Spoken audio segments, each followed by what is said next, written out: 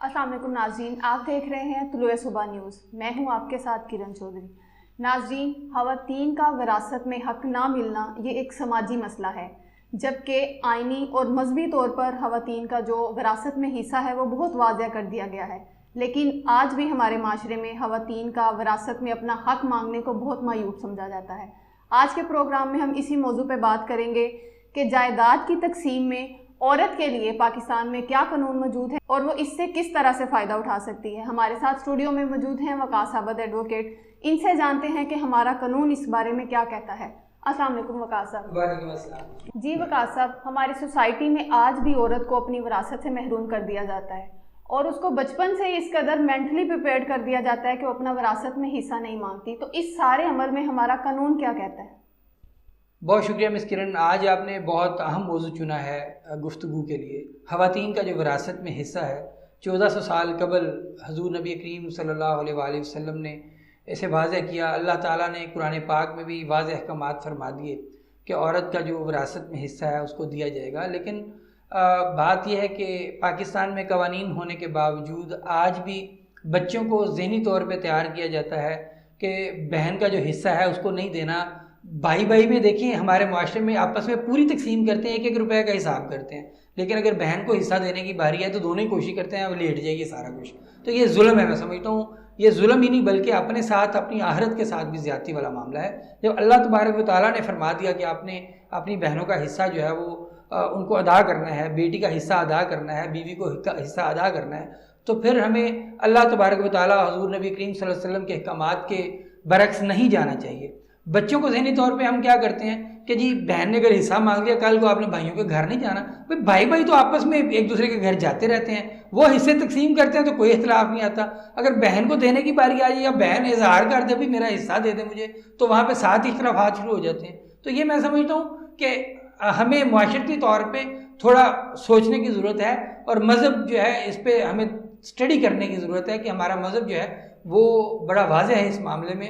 हमें कभी भी हुज़ूर पाक सल्लल्लाहु अलैहि वसल्लम के अहकामात के अगेंस्ट, अल्लाह पाक के इरशादात और अहकामात के अगेंस्ट नहीं जाना चाहिए। सर, बहुत सारे लोगों को ये कन्फ्यूजन है कि अगर एक औरत की डेथ हो जाती है और उसके वालिद हयात हैं तो उसके बच्चे अपने नाना की जायदाद से अपना हिस्सा क्लेम नहीं कर सकते। क्या ये एक सही तासुर है या गलत बात है? अच्छा जी मिस किरण, ये बिल्कुल ऐसा ही है। देखिए कि अगर औरत का भी रिसेंट एक जजमेंट आई है, उसमें भी बड़ा वाज़ेह किया है सुपीरियर कोर्ट्स ने कि अगर औरत अपनी ज़िंदगी में विरासत में से अपना हिस्सा वो तलब नहीं करती, डिमांड नहीं करती, उसको नहीं मिलता, तो फिर बाद में उसकी वफ़ात के बाद उसको हिस्सा उसके बच्चों को अदा नहीं किया जाएगा। सर, मैं ये जानना चाह रही थी कि अक्सर हमने बाज़ जगह पे देखा है कि अगर एक औरत अपनी विरासत में से हिस्सा मांगती है तो सोशली तौर पर भी उससे बायकॉट कर दिया जाता है, जो बरादरी है वो उससे बातचीत नहीं करती। तो इस सारे रवैये को हम कैसे चेंज कर सकते? जी मिस किरण, ये हमारा मुआशरती अलमिया है कि जब कोई बहन, बेटी, बहू हिस्सा मांगे तो हम उसके साथ एक जंग शुरू कर देते हैं, उसको बुरी नज़रों से देखना शुरू कर देते हैं। हालांकि वो कोई नाजायज़ बात नहीं कर रही, वो तो शरई हक़ मांग रही है अपना। और देखें कि हमारा इसी मुल्क में, हम जो इस्लामिक स्टेट ख़ुद को कहते हैं, इसी मुल्क में ऐसी बहुत सारी मिसालें आई जब औरतों की शादी तौबा नाउज़ुबिल्लाह कुरान पाक से कर दी गई कि इसको जायदाद में हिस्सा ना देना पड़े, हमारी प्रॉपर्टी बाहर ना जाए।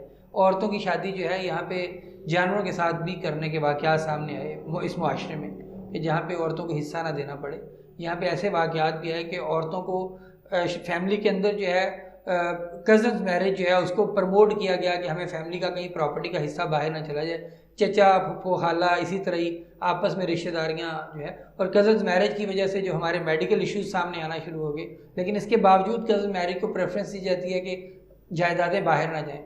फिर बहुत सारे मामलात में आप देखें कि औरतों को हिस्सा ना देने के लिए औरतों के शनाख्ती कार्ड ही नहीं बनवाए जाते। तो पीछे पाकिस्तान में डिफरेंट डिस्ट्रिक्ट्स का मुझे सर्वे देखने का इत्तेफाक हुआ कुछ दिन पहले। तो कसूर डिस्ट्रिक्ट जो है, देखिए छोटा सा डिस्ट्रिक्ट है, तो जेंडर डिफरेंस जो है यहाँ पे मर्दों के मुकाबले में कोई 3.25 लाख औरतों के कम शनाख्ती कार्ड बने हुए हैं। यानी कि मर्दों की निस्बत अगर 3.25 लाख औरतों के पास कम राइट टू वोट है, कम राइट टू इनहेरिटेंस है, तो ये कितना बड़ा अलमिया है कि 3.25 लाख औरतें जो हैं मर्दों की निस्बत उनके कार्ड कम बने हुए हैं। अब वो ना तो वोट डाल सकती हैं, ना वो किसी जगह पे गवर्नमेंट से अपनी बेनिफिट क्लेम कर सकती हैं, ना कोई राइट क्लेम कर सकती हैं।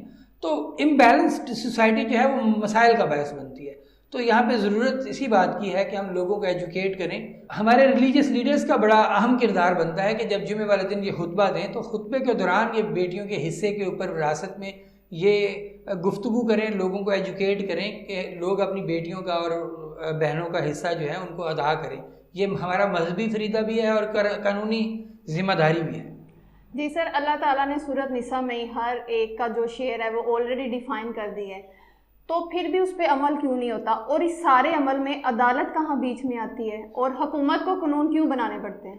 देखें, अल्लाह पाक ने तो वाज़ह कर दिया और अल्लाह पाक ने लोगों को इख्तियार दे दिया कि तुम इंसाफ करो ज़मीन पे जाके। अब नाइंसाफ़ी लोग ही करते हैं। अब रियासतें जो कवानीन इसीलिए बनाती हैं कि अगर कोई बंदा लाकानूनियत करता है, कानून की खिलाफ वर्जी करता है, तो कानून जो रियासत है उसको कानून के कटहरे में लेके आए और इंसाफ दिलवाए। ख़वातीन के हवाले से पाकिस्तान गवर्नमेंट ने काफ़ी अच्छे स्टेप्स लिए हैं। विमेन डेवलपमेंट डिपार्टमेंट जो है, विमेन प्रोटेक्शन के हवाले से, लॉ ऑफ इनहेरिटेंस के हवाले से बहुत सारे कवानीन मौजूद हैं। और ख़ास तौर पे 2011 में जो हमारा क्रिमिनल लॉज में अमेंडमेंट हुई कि अगर कोई शख्स, कोई आदमी जो है, अगर अपनी किसी बहन को या बेटी को या किसी फीमेल रिश्तेदार को उसके हक़ से महरूम करेगा इनहेरिटेंस से, तो उसके खिलाफ कानूनी चाराजोई की जा सकती है, उसके खिलाफ मुकदमा दर्ज हो सकता है। और मुकदमा दर्ज करके उसके खिलाफ उसकी 10 साल तक सज़ा है, जो 5 साल से कम नहीं हो सकती। 5 साल से 10 साल के दरमियान सज़ा है और 1 मिलियन रुपीज़ तक जुर्माना भी उसको किया जा सकता है। तो मैं समझता हूँ ये एक अच्छा स्टेप है, लेकिन सज़ाओं के साथ साथ हमें मुआशरती तौर पर लोगों को एजुकेट करने की ज़रूरत भी है। सर, अभी आपने कानून की बात की, केपी की और फेडरल गवर्नमेंट में तो इसके लिए सारे लॉज मौजूद हैं, लेकिन सिंध और पंजाब में अभी तक इसकी लेजिस्लेशन क्यों नहीं हुई? देखिए, जो स्पेशल लेजिस्लेशन है वो फेडरल लेवल पे हो चुकी है, केपी के ने भी की है और बाकी जगहों पे भी चीज़ें प्रोसेस में हैं। लेकिन जब हमारा क्रिमिनल लॉ जो है वो पूरे मुल्क के लिए जो है एप्लीकेबल है।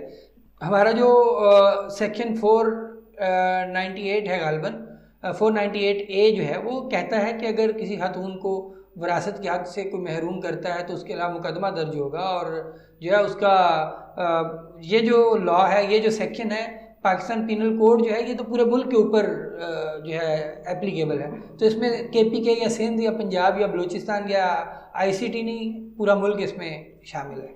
सर, ये सारी सज़ाएं भी मौजूद हैं, तो फिर सिविल केसेस में जो इंसाफ होता है वो इतनी देर से क्यों होता है? जैसे कि 1991 में नूरजहां मैडम का केस दर्ज किया गया था, लेकिन 2016 में जाके सुप्रीम कोर्ट ने उस पर वर्डिक्ट दिया, तो ये इतनी सारी तहीर की क्या वजह है? ये मिस किरण, ऐसा जुल्म है इस मुल्क में। इंसाफ मुहैया करने वाले इदारे लोगों के साथ करते हैं और इसमें वकला का भी एक अहम किरदार है इस सारे डिलेइंग प्रोसेस में। ये जो इंसाफ तहीर से मिलना इंसाफ के कत्ल के मुतरादिफ है। देखें कि आज अगर एक शख्स को सिविल केस दायर करता है तो उसका फ़ैसला फ़ाइनल होते होते उसकी नस्ल तब्दील हो जाती है, उसकी आने वाली नस्ल जो है वो जाके उसका फ़ैसला फाइनल उसकी डेथ के बाद तो जाके। हाँ, ये मुतअद्दिद बार, ये नहीं, बहुत सारे केसेस में सिविल केस 10-15 साल चलाना तो मसला ही कोई नहीं है। ये हमारे इंसाफ का जो मैं समझता हूँ वीक पॉइंट है।